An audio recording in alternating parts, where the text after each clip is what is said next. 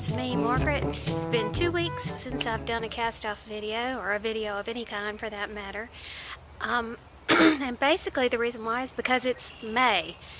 May is consistently and notoriously crammed full of everything around here. You can count on all your weekends being booked up. Hey, Smith. Smitty says hello.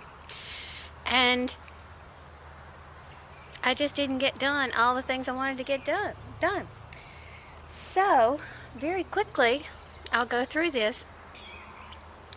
This is the Better Late Than Never beanie. I use scrap yarn, as usual, and this is one of my favorite crochet patterns.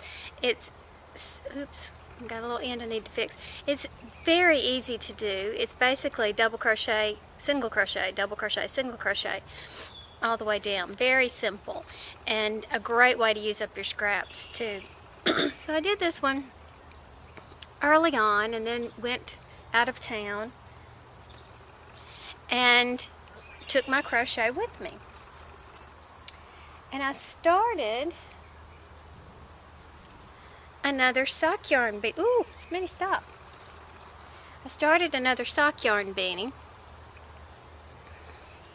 But this time, I hope the lighting is okay. It's so bright outside that you couldn't, I mean, it was just too bright, and then to get in the shade sometimes you're too dark and whatever. But this time I did double crochet instead of single crochets just to see what I would get. And I like it. The pooling is not bad. I really don't like it when it double crochet pools in these huge chunks, but this is actually, I like it, the different ways that it has done. But one would think that a single crochet is half the amount of yarn as a double crochet, but I suspect that's not the case. I think a double crochet uses a little bit more than twice the amount. So that is why I don't think I'm going to make it. I'm running out of yarn here and I've hardly gotten where I need to get. But I'm going to go ahead and continue on just to let you know, so this mystery will be solved, to know if you can get a double crochet beanie out of one skein of sock yarn. And this is some more of that Peyton's stretch socks that I got. And the colorway is Spumoni Stripes. Okay, so I thought, great, let's see how this is doing. Well, I left my crochet bag in Oxford, which is where I was. And I had to do without all my crochet materials. So that meant I had to knit. And you know, knitting is so frustrating for me. But I did do better, I think, on this one. Or maybe I'm supposed to show you this side. No, this side. I did a lot better learning about my tension. Yeah, I did make a few mistakes. See right there. And another right here. Stop, Smith. And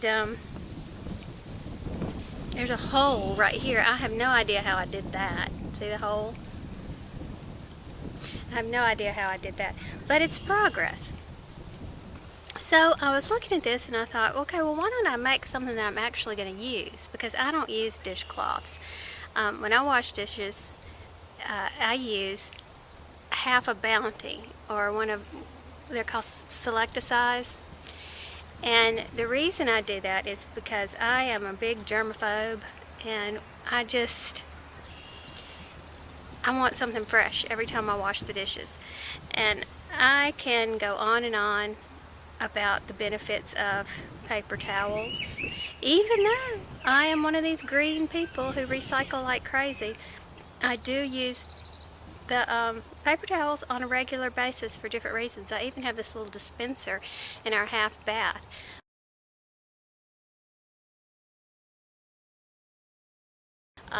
Where kids come over and wash their hands and stuff, because I used to be the kid house back when Tyler and Maggie were little, and so you know, you'd have a kid wash their hands and dry their germy selves. You know, they don't wash their hands very well on a towel. And then the next person would come and the next person would come. And that's how you spread all these germs. So I got this really nice paper towel rack, and that's what's installed in all my half baths. I just take it with me from every house. It does not stay.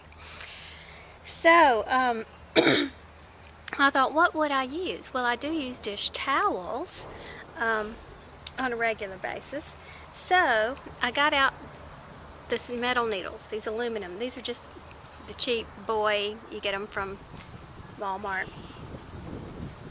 And I'm attempting to make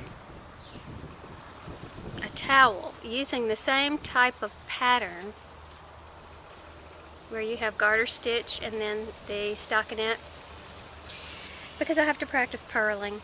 I just have, I mean, that is just, I can do it well. I get going, I'm like, yeah, this is great. And then I have to switch back to knitting, and my brain kind of freezes a minute. But anyway, I'm getting it. Now, the reason I didn't have a video for you last Monday was because we were inundated with tornadoes around here. We did not get hit. We lost only a few tree branches, which is good because most of the time it seems like when one comes that close, we lose at least a tree or two. And it was okay. And usually, like I was trying to explain to people who don't live in tornado alleys, we have really good technology. It will tell you exactly where the tornado is down to the street. I mean, you can actually see the little map with all the streets and everything.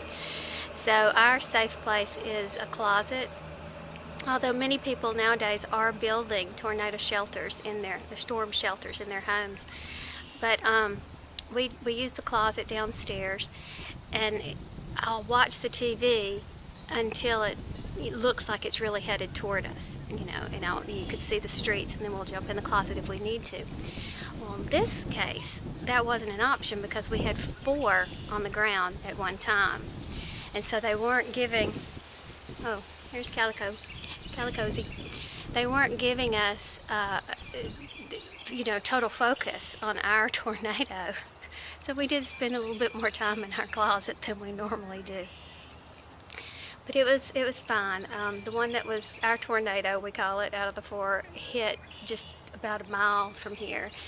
And it was okay. Nobody died, and we all survived, and, you know, that's just spring around here. But needless to say, I was watching TV most of that day, and so I just didn't bother to make a video. And I've run into a problem with my flatbed knitting machine.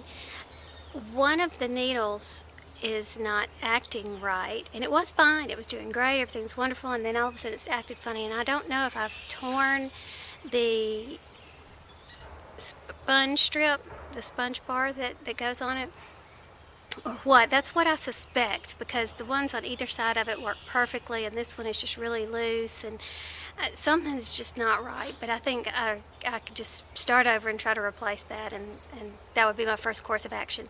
However, Tom, Machine Knitting Guy, Blogspot, I gave you a link. I'll put a link to his blog in there. I've mentioned him before. He said send him a picture or video or something of what's going on, and he could help me diagnose it. And Phil, 1987, can do the same thing, so I've got some help. But I just need to take the time to sit down and address it. And this coming weekend, my daughter graduates from college, so we'll be up there doing that. And you know, the week, there's just only so many hours in a day, so I'm not sure when I'll be able to get back to my knitting machine. But in the meantime, I'm going to keep at it the old-fashioned way.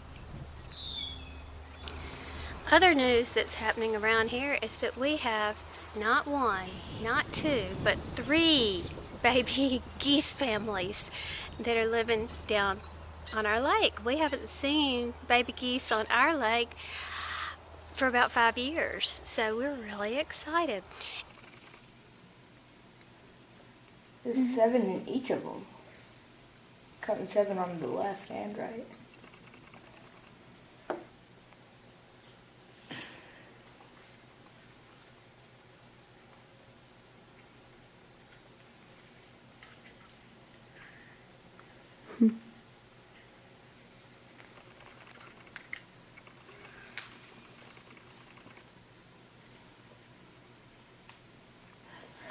Each of them has about, well, 2 of the families have about 7 or 8. It's hard to count them when they're all running all around. And one of the families only has 2. And that one we found last. The other 2 kind of hang out together. So that was interesting.